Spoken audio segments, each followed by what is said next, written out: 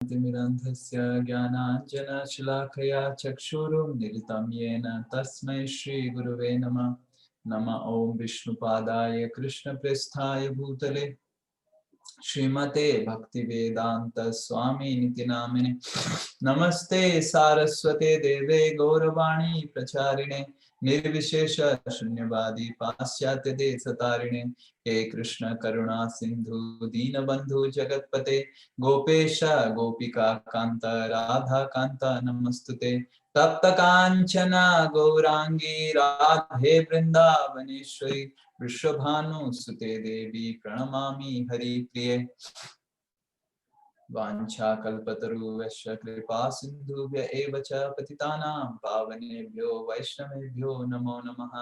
जय श्री कृष्ण चैतन्य प्रभु नित्यानंद श्री अद्वैत गदाधर शिवासादि गौर भक्त वृंद हरे कृष्णा कृष्ण कृष्ण हरे हरे हरे राम राम राम हरे हरे मूकं करोति वाचालं पंगुं लंघयते गिरिं यत्कृपातमहं वन्दे श्रीगुरु दीनतारिणं श्री परमानंद माधवं श्री चैतन्यमीश्वरम्।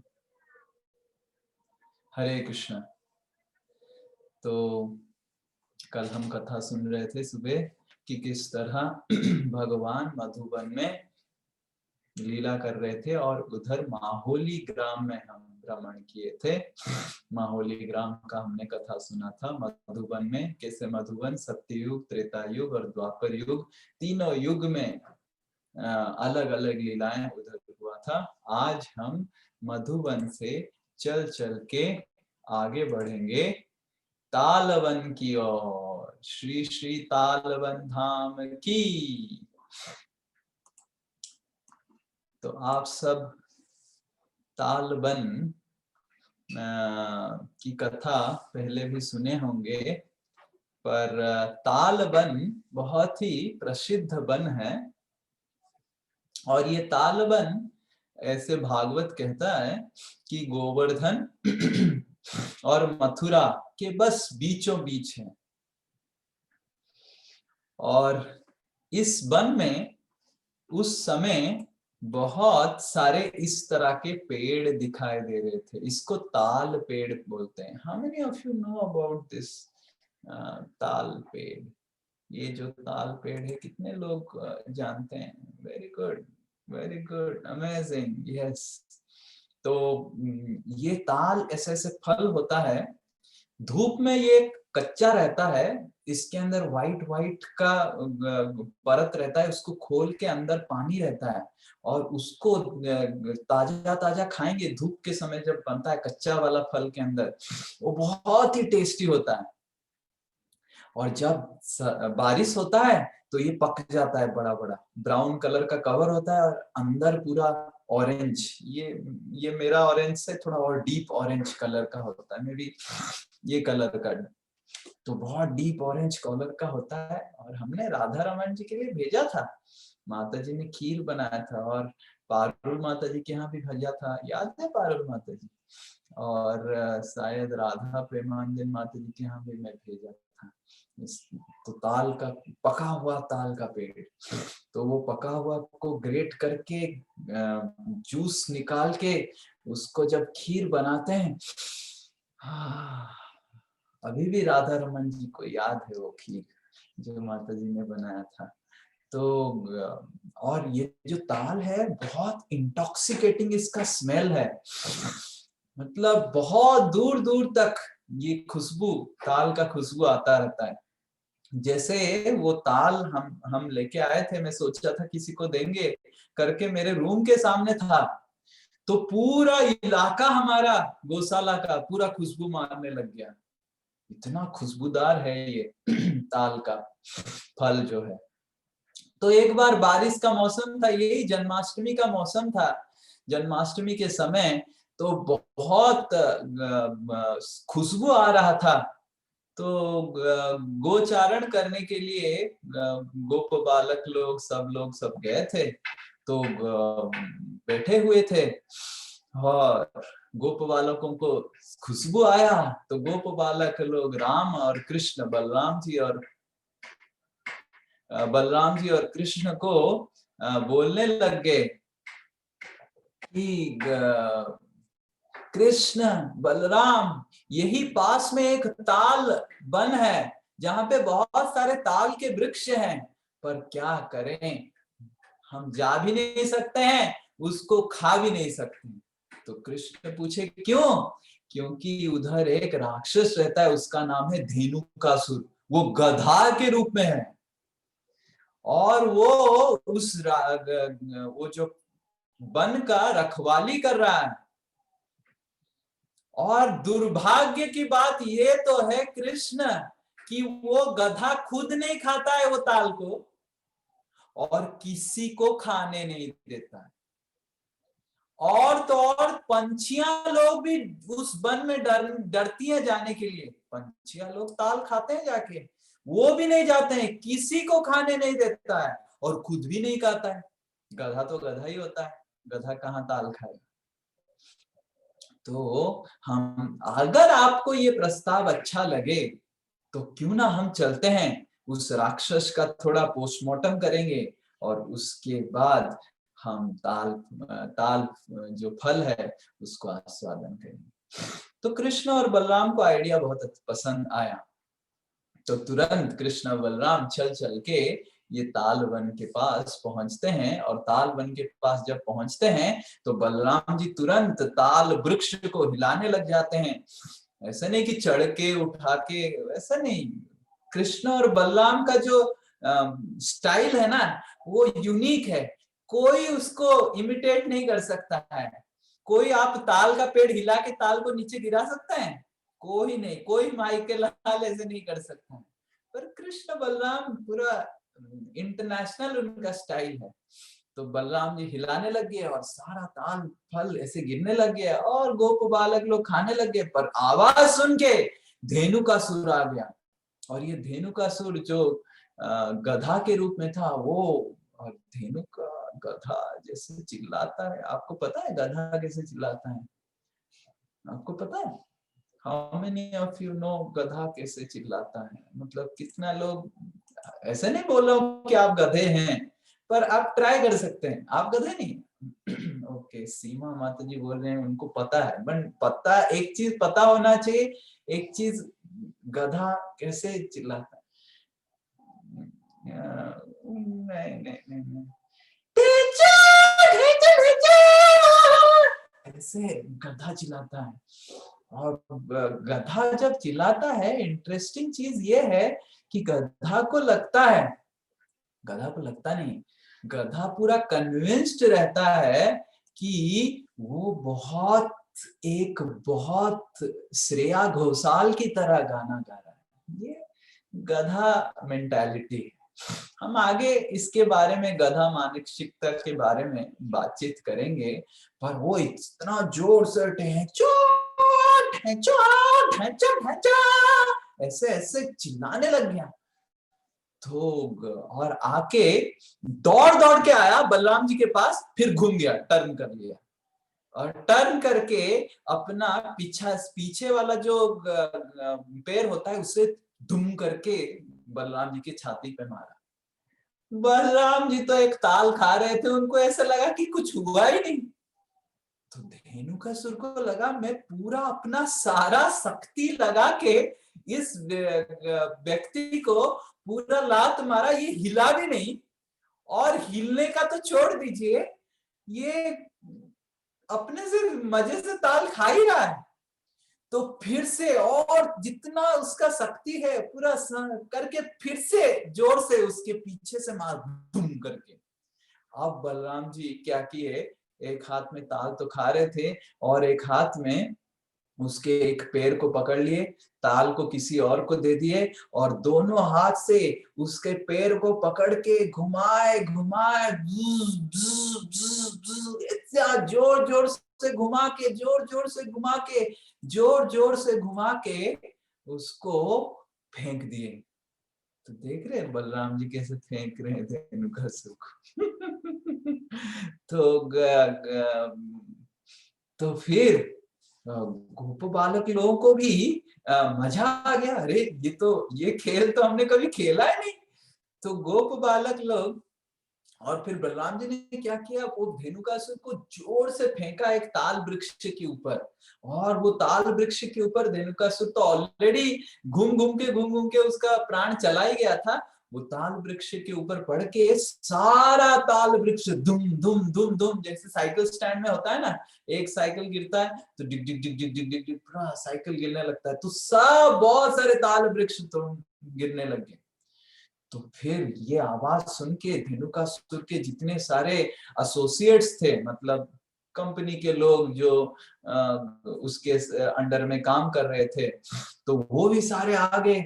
उन सारों को भी बलराम जी ने और कृष्ण ने पूरा एक एक एक एक करके पकड़ के घुमा घुमा के फेंकने लग गए। तो इस तरह धेनुकासुर का वध बलराम जी और कृष्ण तालवन में किए, और उसके बाद तालवन का जितने सारे फल सब कुछ पूरा ब्रज के लिए, सब ब्रजवासियों के लिए अवेलेबल हो गया। श्री श्री तालवन धाम की, श्री कृष्ण बलराम की। नारद मुनि बताते हैं कि ये जो धेनुकासुर है, ये धेनुकासुर पिछले जमाने में, मतलब पिछले जन्म में, ये साहसिक करके एक असुर था, बलि महाराज का पुत्र था, और ये बहुत सारे अप्सराओं को लेके अपना लीला करने के लिए गुफा में पहुंच गया। पर उस गुफा में थे दुर्वासा मुनि, और अपना कीर्तन करने लग गया, मतलब डुएट सॉन्ग। बॉलीवुड उस समय पता नहीं क्या उड़ था, अभी तो बॉलीवुड है, पर उस समय क्या उड़ था, जो भी उड़ था उस उड़ का गाना चलाने लग गया टेप रिकॉर्डर, मतलब सारे अप्सराओं के साथ चलाने लग गया। दुर्वासा मुनि तो गुस्सा हो गया कि मैं विष्णु सहस्त्र नाम कर रहा हूं और तुम इधर बॉलीवुड चला रहा है, और श्राप दे दिया, तू गधा कहीं का, गधा जैसे काम कर रहा है, पता नहीं कहाँ पे आ गया, तो तुम गधा बन जा, 4 लाख साल तक तुम गधा बनेगा, और फिर उसके बाद तालवन फॉरेस्ट में, तालवन में रहेगा, और कृष्ण तुम आके, बलराम कृष्ण बलराम आके तुमको मुक्ति देंगे। तो इस तरह साहसिक इधर धेनुकासुर बन के दुर्वासा मुनि की। देखिए ये साधुओं का कृपा है, साधुओं का कृपा से श्राप तो मिलता है, पर वो श्राप एक्चुअली आशीर्वाद के रूप में आ जाता है। तो ये भक्तों की, साधुओं की, ऋषियों की कृपा है। तो ये साहसिक इस तरह धेनुका बन के आया। तो शास्त्र बताता है ये जो धेनुकासुर है, ये धेनुकासुर एक मानसिकता है, इट्स अ मेंटालिटी, जिसको हमको भगवान का भक्ति करना है तो त्याग करना है। तो क्या है ये धेनुकासुर मेंटालिटी? धेनुकासुर मेंटालिटी ये है कि ना तो मैं खाऊंगा, ना किसी को खाने दूंगा। धेनुकासुर, गधा तो ताल का फल खाता नहीं है, वो ताल का फल ना खुद खाता था, ना किसी को खाने देता था, और वो ताल का फल गिर के सड़ जाता था, फिर भी वो किसी को देता नहीं था, वो सड़ने देता था पर वो किसी को नहीं देता।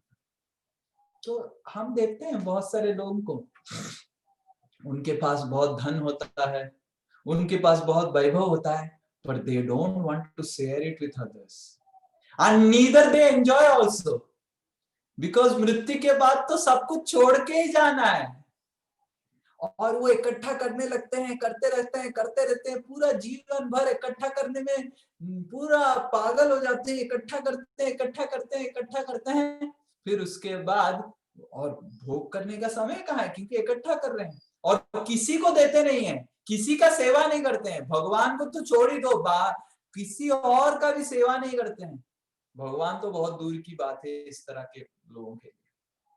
और फिर मृत्यु सब कुछ लेके चला जाता है, एक छोटा सा सुई भी लेके नहीं जा पाते हैं नेक्स्ट जन्म। पर वही व्यक्ति जिसके पास धन है, अगर इस जन्म में उस धन को अगर कृष्ण के सेवा में लगा देता है, वो धन तो कभी भी वो नेक्स्ट जन्म में लेके नहीं जा सकता है, पर उस धन को इस जन्म में जब हम कृष्ण की सेवा में लगाते हैं, उस कृष्ण सेवा का जो पूंजी है उसको जरूर हम नेक्स्ट जन्म में लेके जा सकते हैं। पर धेनुकासुर गधा मेंटालिटी का लोग सोचते हैं कि हम एक्युमुलेट करेंगे करेंगे करेंगे, खुद भोग नहीं करेंगे, और गधा की तरह मृत्यु सब कुछ लेके चला जाता है और गधा बैठा रहता है, नेक्स्ट जन्म में फिर से बैक टू स्क्वायर वन हो जाता है। तो ये है धेनुकासुर मानसिकता।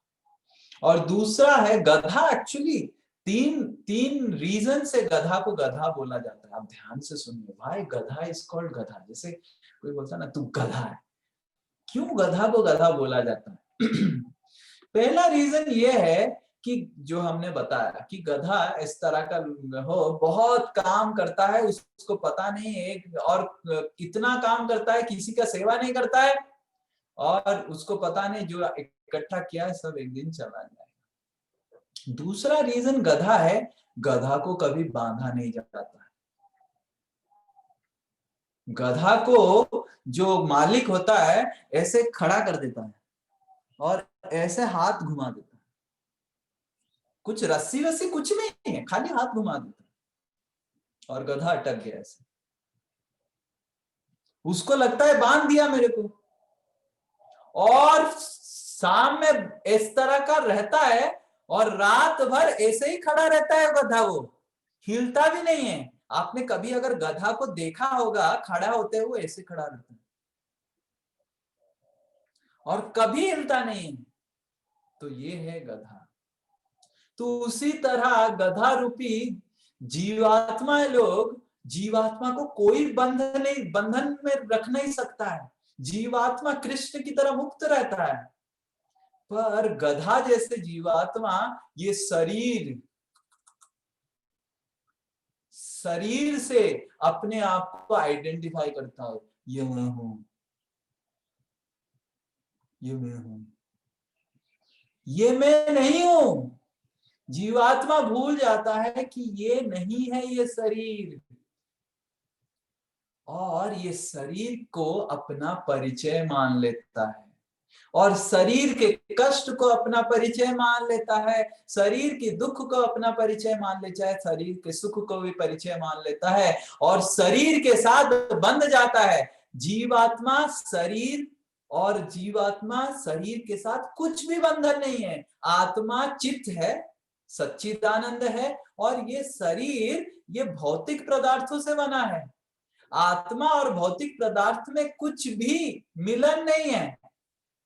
भौतिक पदार्थ आत्मा को बंध नहीं सकते हैं, पर जीवात्मा बंध जाता है। जैसे एक मूर्ख व्यक्ति नया गाड़ी खरीदता है और नया गाड़ी को पार्क कर लेता है, और पार्क करके ऊपर अपने फर्स्ट फ्लोर रूम में बैठा हुआ है, और नया गाड़ी के ऊपर कोई आघात करता है, और उस व्यक्ति को मानो लगता है मेरे छाती के ऊपर कोई आघात किया है। करेक्ट?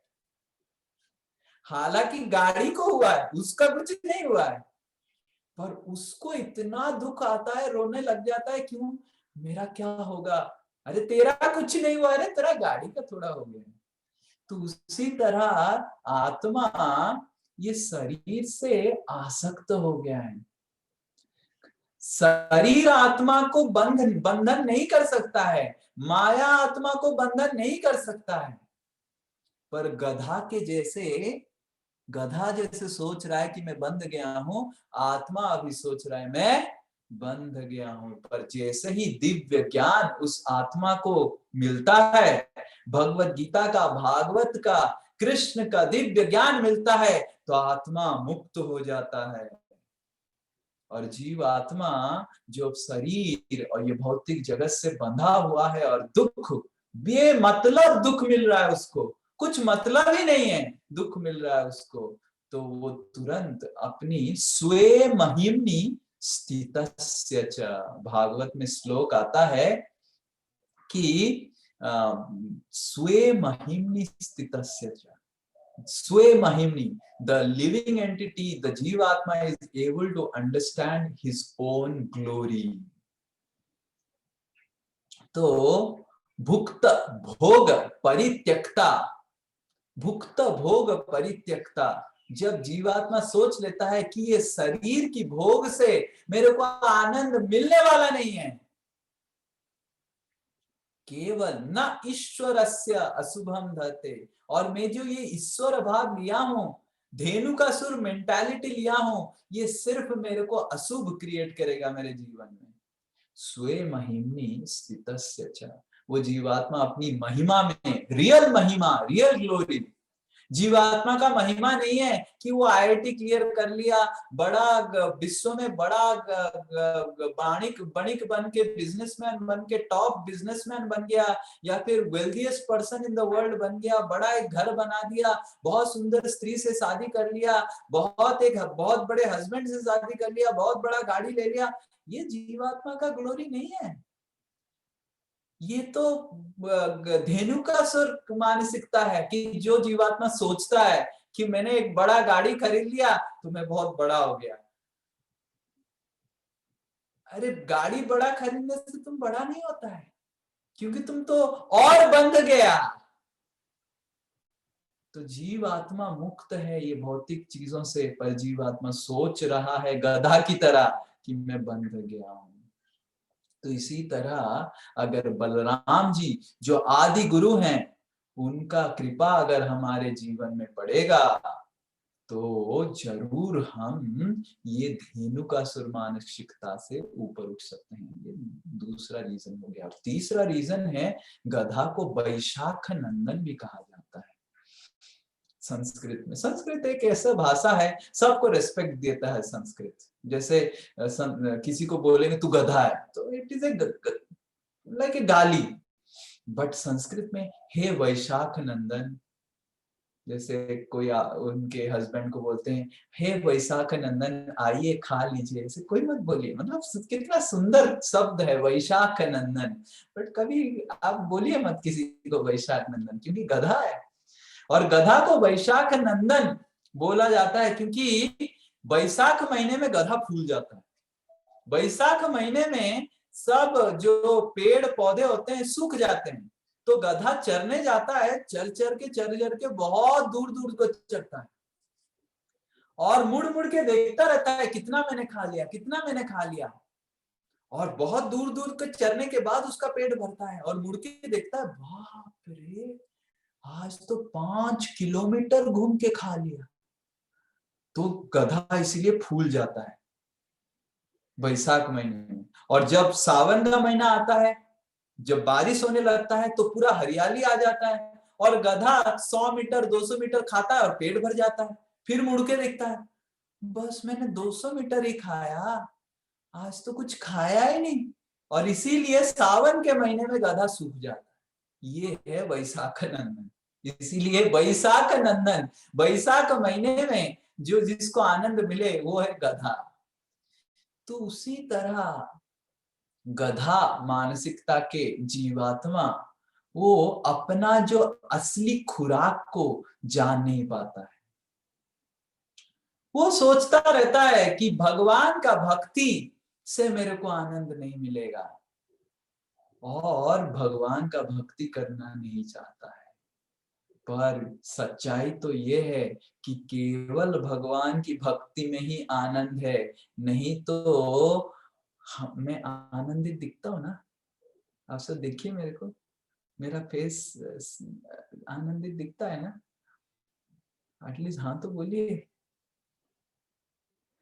तो भगवान का भक्ति करेंगे तो बिंदास रहेंगे, कृष्ण दास बिंदास, माया दास सदा उदास।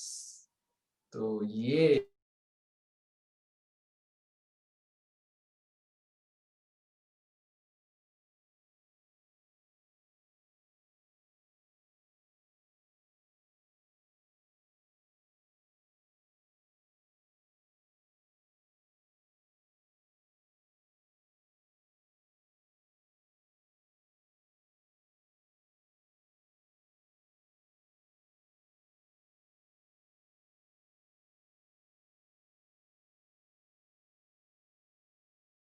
जो वन है, यहाँ पे हम बलराम जी और रेवती माता और कृष्ण की जी का इधर विग्रह है, सुंदर सा एक विग्रह है जो आप दर्शन अभी कर रहे हैं। ये तालवन बिहारी कृष्ण और बलराम जी का विग्रह है। यहाँ पे हम बलराम जी से प्रार्थना कर सकते हैं, जो आदि गुरु है।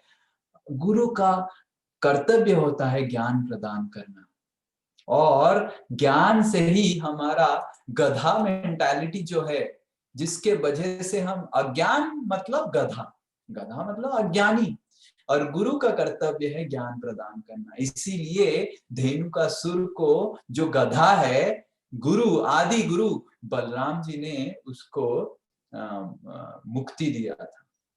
तो हम भी ये अज्ञान से मुक्त हो सकते हैं अगर इधर तालवन में बलराम जी और कृष्ण से प्रार्थना करेंगे। बलराम जी जो आदि गुरु हैं, कि हमको ये अंधकार रूपी जो तमोगुणी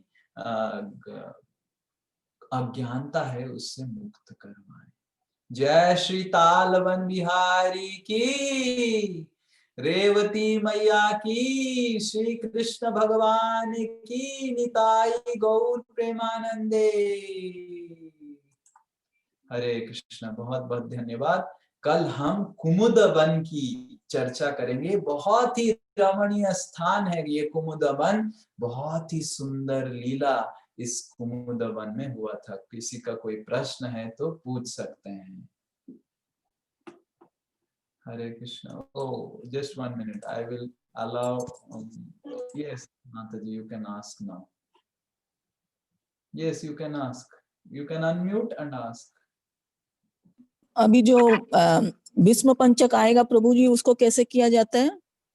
भीष्म पंचक जिस दिन चालू होगा एकादशी की तिथि में, उससे एक दिन पहले हम बोलेंगे 25 तारीख को। ठीक है, हाँ। आज 23 तारीख है, 25 हाँ। तारीख सुबह हम बताएंगे भीष्म पंचक के बारे में। ठीक ठीक है प्रभु जी। Hare Krishna. Anyone else? Okay, Hari बोल, हरे कृष्णा, दंडवत प्रणाम। और प्रभु जी, हाँ बोलिए। भीष्म पंचक क्या होता है? भीष्म पंचक 25 तारीख को सुनेंगे क्या होता है। ओ अच्छा। अच्छा, हम लोग, एक और प्रश्न था मेरा। हाँ, जो हम लोग हरे राम हरे कृष्णा बोलते हैं, तो प्रभु जी जोर से बोलना जरूरी है कि मन मन में भी बोल सकते हैं? जोर से बोलना की नहीं आवश्यकता है, मन मन में भी बोलने से कुछ फायदा नहीं होगा। वो उच्चारण करके धीरे धीरे हरे कृष्णा कृष्ण कृष्ण हरे हरे, ताकि आप खाली सुन पाए। उच्चारण तो करना ही पड़ेगा, ये पद्धति है।